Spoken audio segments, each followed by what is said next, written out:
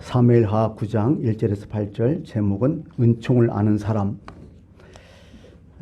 은혜와 은혜됨은 좀 다르죠. 같은 말이 아니죠. 은혜와 은혜됨 이거죠. 부뚜막에 있는 소금도 넣어야 짜다 그런 게 있죠. 부뚜막에 있는 소금 짜다는 거 알아요. 근데 넣어야 짜잖아요. 무슨 얘기냐면 아무리 은혜가 많아도 내가 은혜됨이 있어야 은혜인 거야. 그게. 그죠? 같은 사건이 일어날지라도 어떤 사람은 은혜로 못 알고 어떤 사람은 은혜로 알고 이 차이겠죠. 사실은 은혜는 깨닫는 자의 것이에요. 어떻게 보면 하나님의 은혜 있지만 거기에 반응을 하는 사람의 것이라는 얘기죠. 응답이 없으면 아무것도 아니에요. 이게 믿음과 불신의 그 차이거든요. 사실은요. 우리가 예수를 믿는다 하면 예수님에 대한 반응이거든요. 깨달음이거든요. 그러면 그게 구원이 되는 거죠. 은혜의 반대가 뭘까요? 그냥 당연한 걸로 아는 거야. 그죠? 당연한 걸로 아는 거야. 뭔가 의미가 있어야 은혜가 되는 거죠. 세상에서 가장 불행한 사람이 누구냐? 은혜를 은혜로 깨닫지 못하는 사람. 이게 되게 불쌍한 사람이죠. 바보처럼 사는 사람이 아닐까 생각합니다. 예를 들면 가령 선물이 있어요. 선물은 같아요. 누구한테 선물을 딱 줘요. 근데 내가 아무리 좋은 뜻으로 상대방에 대해 선물을 주었지만은 상대방이 이것을 뇌물로 여기면 뇌물인 거예요. 어쩔 수 없잖아요. 내가 아무리 좋은 뜻을 얘기해도 뇌물로 여기면 할 수 없어요. 뇌물이에요, 그건. 그리고 내가 선물을 줬지만은 두 번째는 이 사람이 내가 행한 대가로 받았다고 생각하면 뭐예요, 이거? 선물 아니죠. 그 다음에 혹시나 선물 준 것이 자기의 기대치가 있잖아요. 그것보다 낮으면 뭐예요? 기분 무진장 나빠하죠.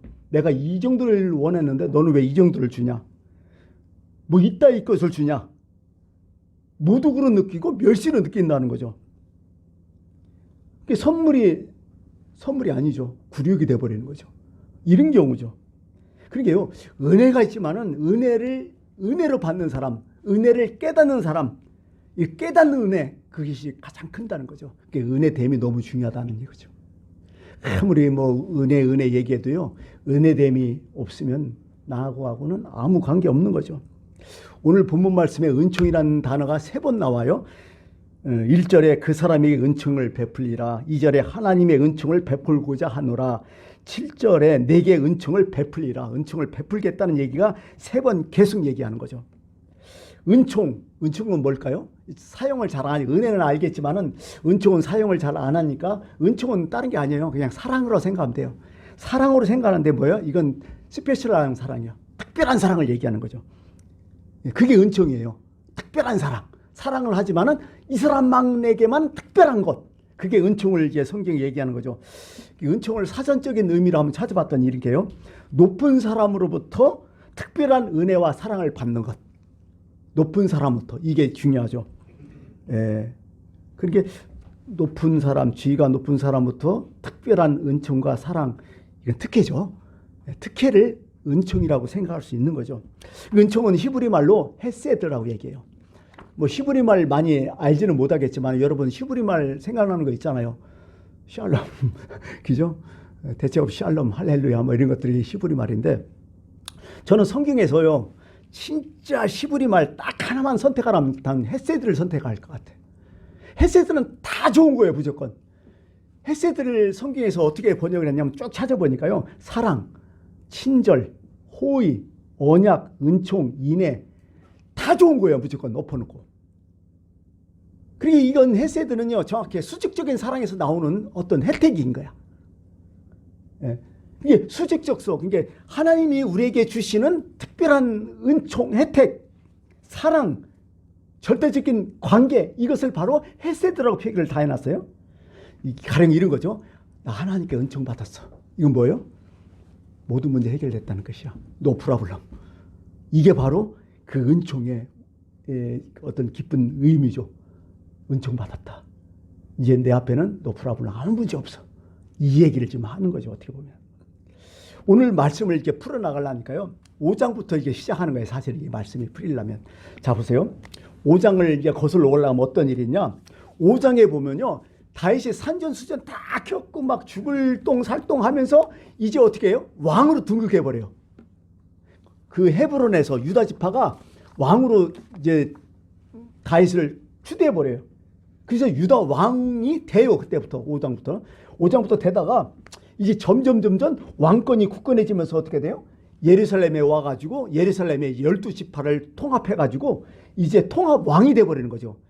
이제 그래갖고 거기에 자신의 성 시온성을 아주 기가 막히게 예루살렘에 건축하죠. 다윗성이라고 하죠. 그 왕권이 엄청 강화됐어요. 그러자 생각나는 게 있었어요. 6장에서. 아유, 나는 이렇게 잘 먹고 잘 살고 의리 번쩍한 집에 사는데 하나님의 법궤는 아직도 산당에 있더라. 솔로몬이 제사 지냈던 기브온 산당. 산당이라고 해서 우리나라 뭐 무당 큰 산당이 아니에요. 법궤를 모셔놓은 곳 기브온에 계신 거야. 거기 별로 시설이 안 좋아. 그러니까 다윗이 어떻게 해요? 안 되겠다. 내가 살고 있는 다윗성으로 하나님의 법궤를 옮겨오겠다 해서 하나님의 법궤를 옮기다가 실패하죠. 네? 그럼 못 옮기다가 나중에 이제 또 법궤를 옮기게 되는데 이제 법궤를 옮겼어요. 그러고서 법궤를 옮기고 생각나는 게 뭐예요? 아, 특별하게 이제 하나님의 성을 하나님 내 성도 있으니까 하나님의 집을 다시 한번 기가 막히게 한번 건축하겠다. 그래서 성전 건축 계획을 딱 세워요, 다윗이. 그러고 나단 선지자를 딱 불러줘. 내가 이만저만 해갖고 나는 진짜 좋은 집에 살고 이렇게 잘 자고는데 하나님 법궤는 너무 초라하다. 그래서 내가 살아생전에 하나님의 성전 법궤를 모실 법궤 하나님의 상징인 이 법궤를 모실 내가 집을 건축하겠다. 이렇게 마음 먹고 나단 선지자에게 다 얘기를 해요. 그러자 하나님께서 나단 선지자의 말씀을 딱 주는 거예요. 이게 뭐냐면 야, 다시 얘기 나 잘 들었는데 너는 내 성전 건축 못해. 왜냐하면 너 전쟁 많이 했잖아. 전쟁에서 사람 많이 죽였잖아. 너 피를 많이 흘렸어. 그러니까 너는 안 되고 너희 아들 때에 대해서 내가 해주겠다 하면서 3무엘사 7장에 쭉 얘기해요. 여호와가 너로 하여금 집을 짓고 내 수완이 자서 내 주사들과 함께 누울 때에 네가 내 몸에서 내 씨를 세워서 그 나라를 견고하게 하리라. 그는 내 이름을 위하여 집을 건축할 것이다. 그의 나라와 왕위를 견고하게 하실 것이다 하면서 다윗에게 다시 축복을 해버려요. 자기는 못해요. 그러니까 어떻게 다윗이 성전에 들어갈 모든 건축재를 자기가 다 모으는 거죠. 어떻게 보면 솔로몬이 사실 건축재로 다 한 게 아니죠. 다윗이 다 해놓은 거죠. 희한하게도요, 다윗은 성전 건축을 못했잖아요. 근데요, 다윗에게 하나님께서는 이미 그 마음을 다 받아줘. 너 성전 건축 내가 안 했지만은 네 마음 내가 다 받아준다. 그러면서 다윗에게 다시 복을 내리는데 어떠냐? 내가 내 앞에서 물러나기엔 사울같이 해. 너는 절대로 그렇게 나는 안 하겠다. 너 절대로 너의 왕권 빼앗지 않을 것이다. 너와 내 집, 내 앞에 왕권 영원히 보존되게 하겠다. 하나님께서 완전히 다윗을 보호해줘요. 또 끝까지 너 왕권 유지할 것이다. 그렇고 남유다는 바벨론 멸망할 때 끝까지 씨가 마르지 않았잖아요. 다윗의 왕권이 그대로 갔잖아요. 그렇게 얘기해야죠. 그러고 이제 8장에 보면 자 보세요. 나라도 부강해졌어요. 나라도 견고해지고 힘이 세지고 그러니까요. 이제 주변에 적대국과 막 전쟁이 막 심해지는 거예요. 또 다 이겨버려. 다 이겨가지고 어떻게 해요? 그 나라를 점령하고 조공을 다 바치고 뭐 그러니까요. 엄청나게 승승장구하죠. 맞아. 그 지역 일대의 최대의 강국으로서 태평성대를 다 이루어요. 아무 문제 없어요 이제. 그리고 오늘 본문이 시작되는 거야 이제. 그러면서 제일 첫 번째 생각하는 게 내가 이렇게 승승장구하고 이게 거대한 왕국을 꾸리고 아무 문제 없으니까 이제는 이거 갖고 은총을 베풀겠다. 그래서 국내적으로 그죠? 국외적으로 9장 10장에서 다 은총을 베푸는 사건인데 첫 번째 은총 베푸는 사건이 이거야. 여기 보니까 무비보셋 얘기가 나오죠.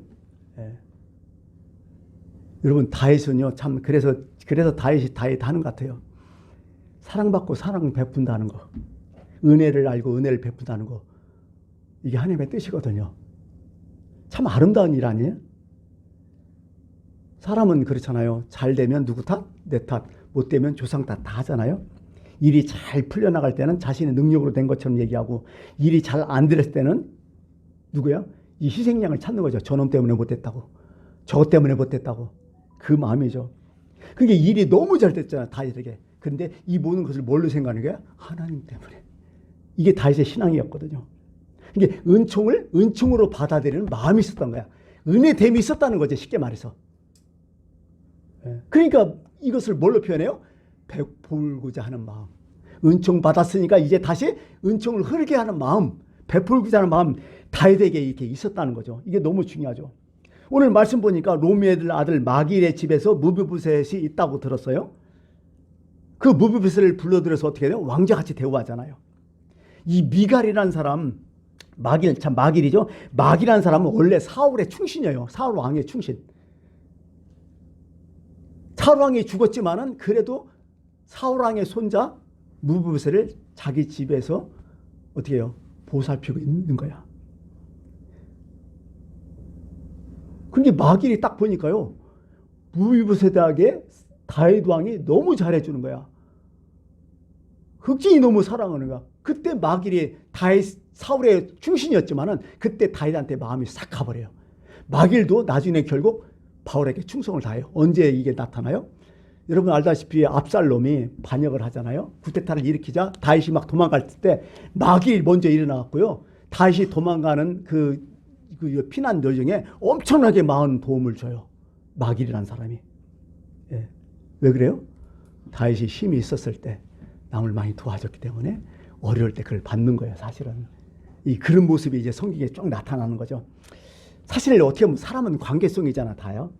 예. 혼자 태어난 존재 없어요. 누구를 통해서 태어났잖아요. 유아도똥 없어요, 세상에. 앞으로 혼자 못 살아가요.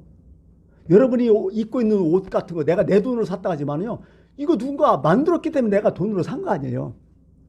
그렇잖아요. 이것도 돈이라는 게 뭐예요?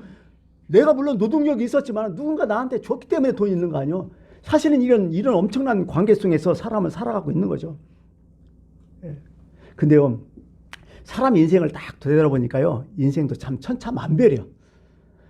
어떤 사람 태어날 때 사랑을 무진장히 받고 태어난 사람이 있어요. 그죠? 막 애지중지하면서 막 그냥 막 항상 공중에 붕 떠 있어. 너무 사랑스러워서 어떻게 할지를 몰라. 그렇게 사랑을 듬뿍 받고 태어난 사람이 있지만은 그 반대의 경우도 있더라고요. 태어날 부터 뭐야? 피임해가지고 이걸 낙태하려고 해갔다가 갱신이 또 이게 낙태가 안 돼가지고 태어난 애들 있잖아요. 또 태어나고 보니까 이게 미워 죽겠는 거예요, 이거. 심지어 내다 버리잖아. 이 사람은 어때요? 진짜 굴욕적으로 태어난 거지. 이런 극과 극이 인생에 있더라고요. 그게 사람은요, 다 똑같은 게 아니야. 어떤 사람은 사랑으로, 어떤 사람은 증오로, 미움으로 이렇게 막 태어나요. 이거 참 어떻게 설명이 안 돼, 이런 건. 근데요, 생각해 보니까요, 우리가 똑같이 세상을 살면서 다 사랑받고는 못 살더라. 이 시기와 장소와 어떤 때에 대해서 완전히 달라질 때가 있어요. 어떤 시기에는 무진장 내가 사랑받을 때가 있지만 어떤 때는 사람부터 무진장 미움받을 때가 있어요. 또 같은 장소가 아니라 다른 장소가 아니까 이 장소에는 내가 엄청 사랑받았지만 저 장소가 아니까 내가 죽일 놈을 생각할 때가 있고, 어떤 경우에 어떤 시기에는 내가 엄청나게 존경을 받고 사랑스럽게 하는데 어떤 시기에는 저 인간 없었으면 좋겠다, 이런 또 때가 있더라고요. 어떤 데는 관심을 받고 어떤 데는 무관심 받고 어떤 데는 대접을 받지만 어떤 데는 푸대접 받고, 이게 인생이더라고요. 참 인생이 복합적인 것 같아요. 그런 거 보면 참 그래요. 그래서 왜 제가 이런 얘기 하냐면요, 오늘은 이게 그 세 사람을 분명히 생각해. 하나 둘 셋 네 명이겠구나. 자, 다윗을 중앙에 딱 두고요, 사울을 생각하면 다윗한테는 사울은 누구야? 이건 원수야. 또 다윗을 두고 또 요나단을 생각하면 어떻게 돼? 이건 진짜 절친이야. 이건 사랑의 관계야. 다윗이 그 관계에 끼고 그 다음에 누가 있냐? 무비보셋이 있는 거야. 자, 그럼 무비보셋은 어떤 사람이야? 사울을 생각하면 이거 원수의 손자야. 근데 요나단을 생각하면 절친의 아들이야. 이런 다윗의 이런 관계가 지금 있는 거야. 이게 이 성경을 이렇게 좀 구성이 되는 거죠. 여러분 알다시피 다윗은 사울의 신하가 아니에요? 또 자기 왕의 인정도 받고 또 엄청나게 공력도 세워서 결국 왕이 사위가 되잖아요. 근데 너무 잘하니까 사울이 시기해갖고 어떻게 사울이 죽을 때까지 다윗을 쫓아내서 죽이려고 했잖아. 철천지간 원수 아니야 이건. 사울은 진짜 죽을 때까지 미친 짓 한 거 아니야. 정면에서 창을 두 번이나 막 던져가지고 죽이려고 하고, 다윗은 도망가서 광야로 뛰고 하고, 때로는 막 이방 나라로 도망가고 막 난리를 쳤잖아요. 그게 한두 해가 아니라 10년이 넘었어요. 그러니 사울과 다윗의 관계는 어떻게, 철천지 원수지가 아닌가, 어떻게 보면. 근데 요나단을 생각하면 이것은 완전 정반대죠. 세상에서 가장 가까운 친구야. 둘도 없는 친구야.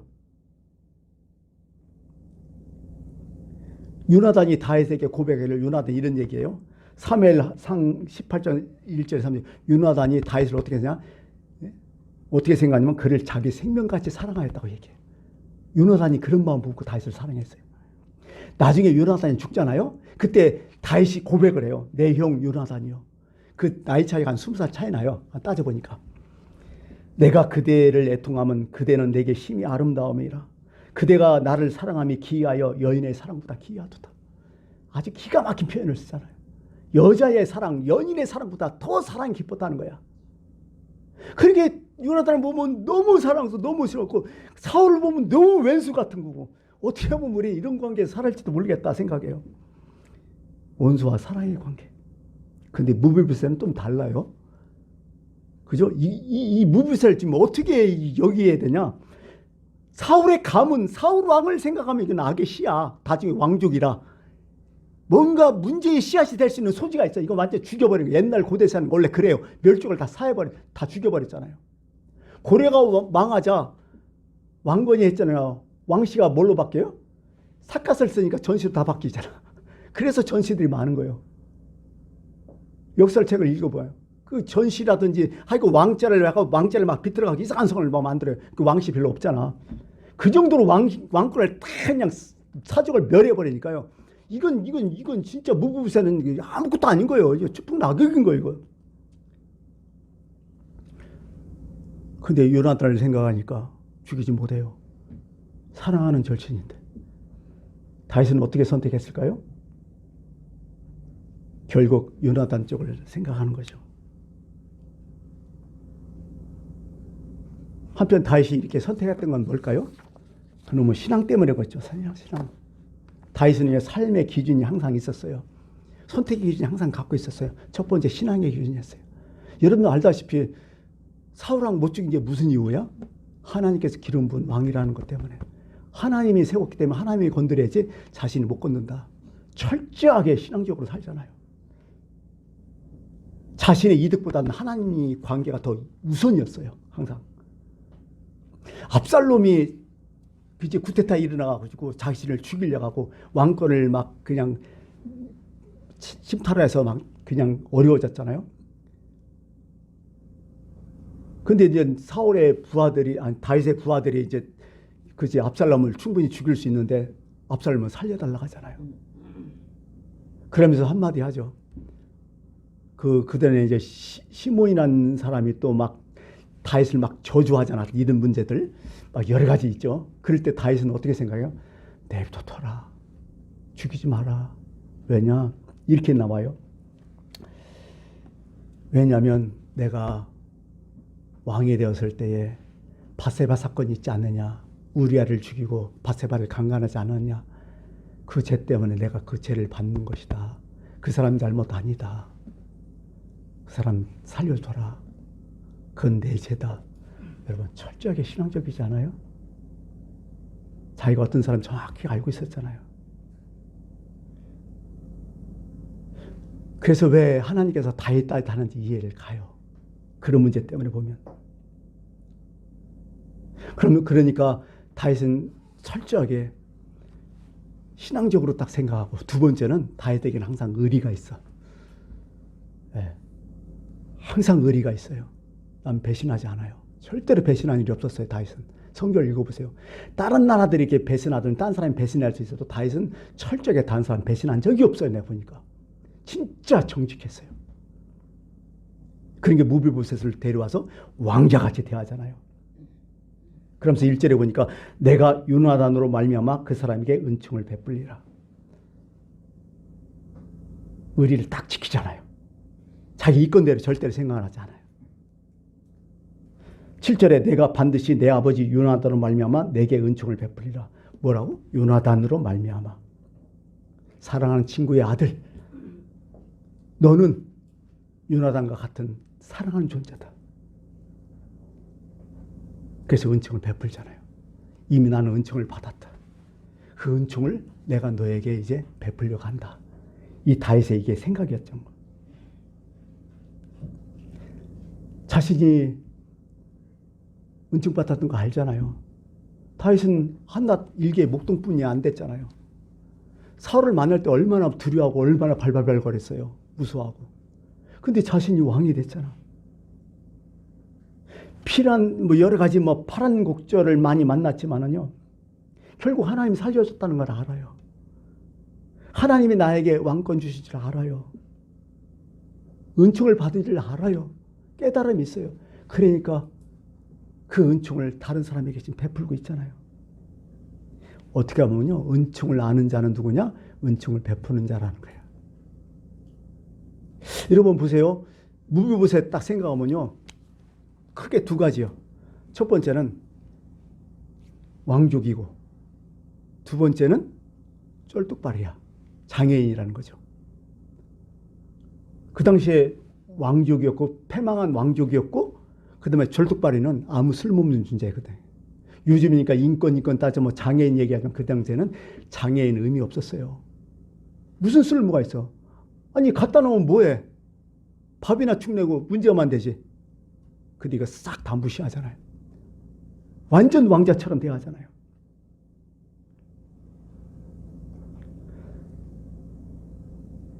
이게 바로 은총이죠.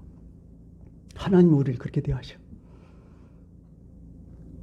내 행위, 내 죄악, 내 과오, 내 마음, 내 생각 보면 이건 죽어 마땅해 지금도. 하나님 법 기준에서는 완전 죽어야 돼.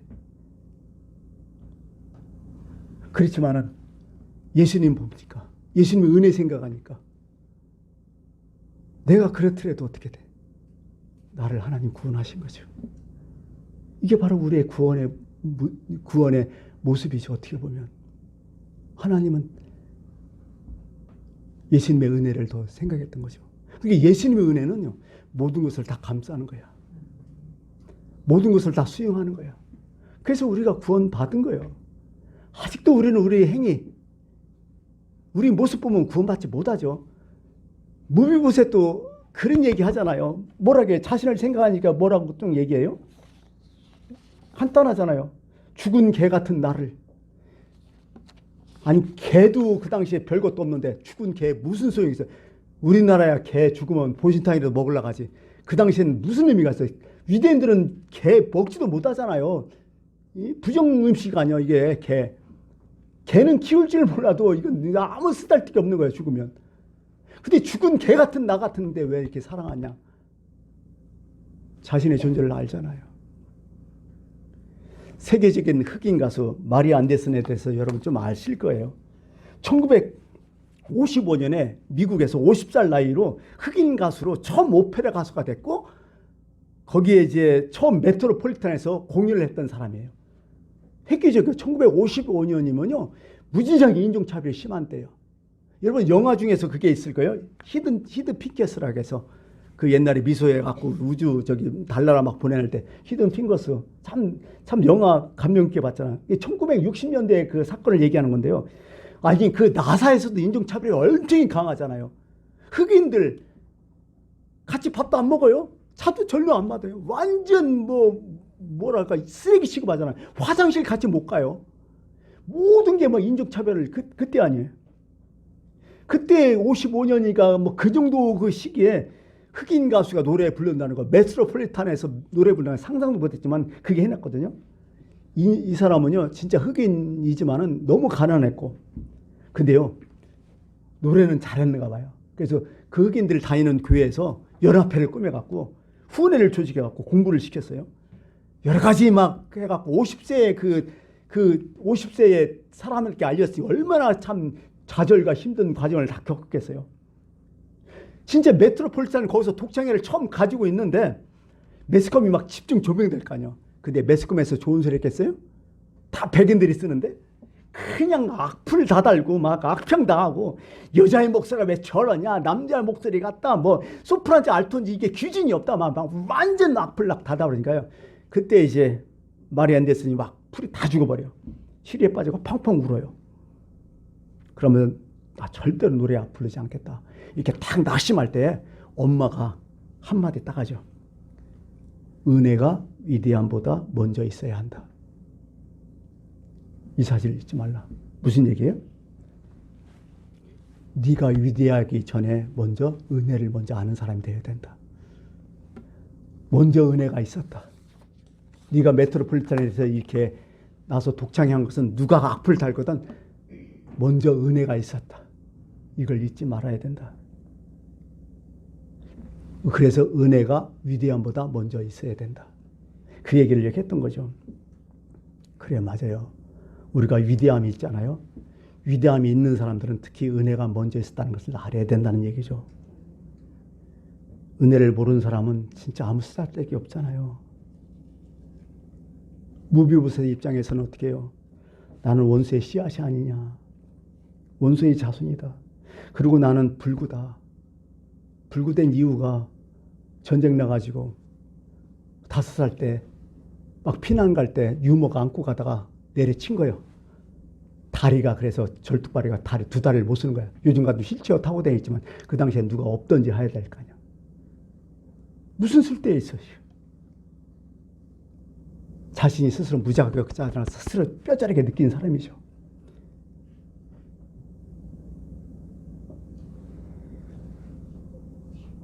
이런 자세가 너무 중요할 것 같아요. 먼저 은혜, 은총을 아는 사람이 되어야 되는 거. 이게 너무 중요할 것 같아요. 저는 늘 힘들 때마다 늘 외우는 성경 구절 딱 4가지가 있어요. 항상 마음에 드는데 저는 이렇게 얘기해요. 욥기서 5장 7절. 사람은 고생을 위하여 났으니 불꽃이 위로 올라가는 것 같으니라. 그래, 어차피 사람은 고생을 위하여 났다. 그게 인생이다. 그게 본전이다. 고생이. 또 두 번째는 야곱이 했던 얘기죠. 내 나그네 세월이 130년이니다. 내 나이 얼마 못 되지만은 생각해 보니까 지금까지 험악한 세월을 보냈다고. 험악한 세월. 세 번째는 우리의 연수가 70이고 80이지만은 우리의 연수의 자랑은 뭐냐? 수고와 슬픔뿐이다. 인생이 수고와 슬픔뿐이라고. 이게 기본이라고 늘 마음에 둬요. 근데 저도서 5장 19절에 이런 말씀이 있어요. 어떤 사람에게는 하나님의 재물과 부여를 주사 능히 누리게 하신다. 그래요. 재물도 주고 부여를 주신다는 거예요. 어떤 사람에게는. 근데요. 이것이 뭐라고요? 수고함으로 줄고하신 것은 이것이 하나님의 선물이다. 그러면 계산이 딱 쓰잖아요. 내가 지금 이 정도로 살 수 있는 것은 뭐예요? 하나님의 선물이요. 은혜라는 거예요. 더 이상 바랄 게 없잖아요. 내가 본질을 알고 기본을 알잖아요. 그건 고통이고 험악하고 수고와 슬픔뿐이다. 근데 내가 조금이라도 그래도 부유하고 이 정도로 살만하면 그게 하나님의 선물이 아닐까? 자기에 대한 평가가 정확하지 않아요, 사람은? 사도 바울이 왜 훌륭해요? 항상 그러잖아. 사도 바울은 고린도전서 15장 8절에 맨 나중에 만삭되지 못한 난 자 같은 내게도 보이셨느니라. 나는 만사뚱이다. 태어날 때부터 참 문열이다. 이런 얘기고, 그 다음에 죄인 중에 내가 괴수다. 나는 진짜 나쁜 놈이었다. 고린도전서 5장 9절에는 난 사주 중에 진짜 가장 작은 자다. 난 예수님과 뭐 이렇게 3년 동안 동행도 안 하고 담에서도 예수를 만난 그거 하나뿐이다. 그리고 특히 나는 교회를 핍박하지 않았느냐. 그래서 나는 사도라 칭함을 감당하지 못하겠다. 그런 마음으로 사역을 했던 거죠. 자기됨을 안던 사람 아니에요. 그렇잖아. 이게 너무 중요하잖아요. 죽은 개 같은 나를 어찌하여 이렇게 대해 주십니까? 무비보스의 고백 아니에요. 은혜를 아는 사람의 감격이죠. 거듭났다, 거듭나지 못했다. 뭐 그런 얘기 하잖아요. 구원받았다, 구원받지 못했다. 아니요. 은혜를 아는 그 사람 구원받은 사람이야. 은혜됨을 아는 사람이 구원받은 사람이라니까요. 마지막으로 이제 정리할 시간이네요. 유대인 랍비가 제자들을 모아놓고 뭐 여러 가지 얘기하는데 제자들이 물어요. 선생님, 진리가 뭐예요? 이렇게 물어요. 우린 진리는 뭐라고 생각해서 하세요? 뭐 진리는 독특하고 막 뭐 발견한 것처럼 막 숨겨지고 그렇게 얘기하잖아요. 이서분은 랍비가 그렇게 해요. 진리는 길바닥의 자갈들처럼 흔한 것이다고. 사람들은 그것을 깨닫지 못할 뿐이라고. 너무 흔하다고 진리는. 우리가 알잖아요. 우리가 상식적으로 아는 것만 해도 진짜 끝내주게 살아요. 그죠? 대단하게 살아요. 성인으로 살아요. 어떻게 보면. 진리는 길바닥의 돌처럼 흔한 거라고. 그러자 제자들이 또 물어요. 길바닥의 자갈돌처럼 흔하다면 왜 사람들은 왜 안 주웁니까? 그 진리를 주어야 할 거 아니에요. 그러자 랍비가 한 마리 더 해요. 그것을 주우려면 뭐 어떻게 한다? 허리를 굽혀야 한다는 거예요. 허리를 굽혀야 한다. 근데 사람들은 다 허리 굽히기를 싫어한다는 거예요. 그래서 못 주고 있다는 거예요. 허리를 굽힌다는 거예요. 자신의 본질, 은혜됨을 아는 거 아니겠어요? 오늘 말씀을 듣고 우리 한번 허리를 다시 한번 굽혀봅시다. 그럼 거기 해결책이 있어요. 근데 그거 숙이기가 싫어갖고 본전 생각해서 내가 이렇게까지 살았는데 그게 다 은혜였다는 거 기억하시기 바랍니다. 기도하겠습니다.